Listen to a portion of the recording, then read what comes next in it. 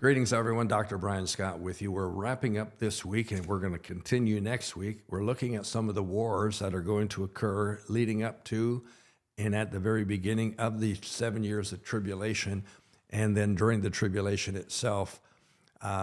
We don't hear too much on this, and it's important for us to realize that God is gearing up for this. This is what the tribulation period is going to be about, God pouring out his wrath on the world because they've not followed him and they have been their own gods. The world is falling apart, as everybody seems to know, and the news makes it very clear that things are just unbelievably up in the air. We have been looking at Ezekiel 38. We've been looking at this alliance of nations that come against Israel in this last day's attack. They're referred to in the first 6 or so verses. Very quickly, the main leader of this group will be the president of Russia, or the president of the Soviet Union. It's Mr. Putin at the present time. We don't know who it will be at the time when this actually occurs. It may be him, but it will include the lands of Russia and some of their allies, such as Persia, Iran, and Iraq, such as Libya on the African north coast. There's Ethiopia, which the Russians invaded and created Marxist control there decades ago. We have Gomer. These are the lands of in the main European continent, eastern side of Germany, etc. We have Togarma. I'm drawing a pause there for some reason.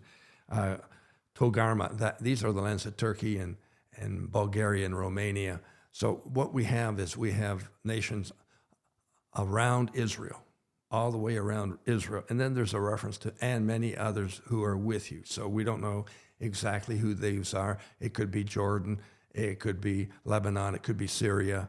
It could be all these other nations, many of them. I want to ask you the question today, as we could read through more of these verses, but and I really encourage you to do so. But why are they invading? Why are they coming against Israel? What's the purpose of this? I would suggest to you that there might be maybe 2 or 3 major reasons. In fact, I think there's 3 major reasons personally. First and foremost, these nations, God says, I'm against you. So if God's against them, they're against God. They're being ruled by demonic or satanic powers. Satan's always been opposed to God. Satan's always come against God. Satan's always wanted to be like God. He's wanted to rule like God. And that's what these nations seem to be dealing with as well. They want to take over. Secondly, they hate Israel. This is demonic. This is satanic. They hate Israel. The hatred for Israel is beyond comprehension. It's beyond comprehension. Why? Because Israel is God's nation, God's people, and hence they're opposed to them. And thirdly, there are massive, massive resources in the nation of Israel that these other nations want to access, take over. Let's look at some verses that refer to it. Verse number 9 in chapter 38 say, you will ascend coming like a storm, covering the land like a cloud with all your troops and many peoples. 10, thus says the Lord God, on that day it shall come to pass that thoughts will arise in your mind, and you will make an evil plan. 12, to take plunder and booty, to stretch out your hand against the waste places that are again inhabited, and against a people gathered from the nations. You have acquired livestock and goods who dwell in the land. 13, Sheba, Dedan, the merchants of Tarshish, and all their young lions will say to you, have you come to take plunder?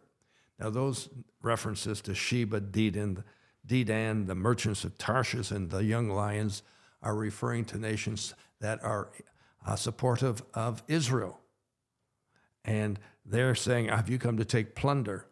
Have you gathered your army to take booty, to carry away silver and gold, to take away livestock and goods, to take great plunder? Well, that's one of the main reasons for the invasion. In 1948, when Israel was formed, it was desert-like conditions. Nothing grew there. Nothing grew there. It was rocks and sand and crevices. It was desert-like. And in less than one generation, Israel has turned into one of the most productive agricultural countries in the entire world. It has returned to what many call the Garden of Eden status. We've been to Israel, and we've seen this, and it is absolutely phenomenal. It's absolutely amazing. In addition to the livestock and the agricultural productivity, which produces more agricultural crops and harvests per acre than most every other nation in the world, the nation of Israel has some of the strongest, largest, greatest natural gas deposits that have been discovered anywhere else in the world. Most of these are in just off the coast of Israel in the Mediterranean Sea, and they're massive, absolutely massive. The Dead Sea, interior of Israel, it is it's something else. It really is. But it contains massive mineral reserves. And in my research and studying of this, the 1977, that goes back a long ways, almost 50 years ago, that report indicated that these mineral reserves were valued at $1.25 trillion. So putting that in 2020 type terms, that would be over $4 trillion worth of mineral reserves. The agricultural fertilizer potash, P-O-T-A-S-H, potash, is so vast it could fertilize all agricultural lands in the entire world for several centuries. And these huge oil and gas reserves that they're finding in the Dead Sea rival that of the other oil-producing nations in that region. So we have incentive for these nations to invade. Greed, hatred, and opposed to God. Massive, massive motivating factors. Let's look at a couple more verses. Verse 15. You will come from your place out of the north, you and many peoples with you, all of you riding on horses, a great company and a mighty army. Keep in mind, this is 2,600 years ago when this was written. So when it makes references to swords and shields and bucklers and horses and so on, those were the military instruments of war at those times. Today, you know as well as I do, we are talking about much, much more advanced weaponry. And verse 16, you will come against my people Israel like a cloud to cover the land. It will be in the latter days that I will bring you against my land, so that the nations may know me when I am hallowed in you, O Gog, before their eyes. God is going to allow this to occur, but then he's going to wipe it out. And he's going to do it in such a fashion that the entire world will know that God is greater than Gog. God is greater than these invading armies.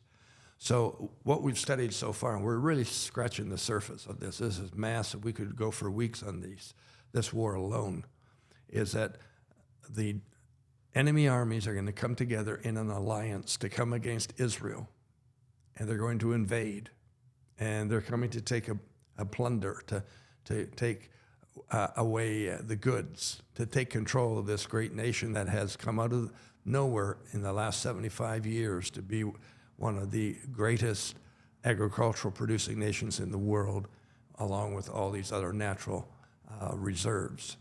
But God's got a plan. Oh, does he have a plan? And next week we're going to get into it and study it as we continue our study on the wars of these last days. Call you blessed. Have a great week, and I'll see you next week.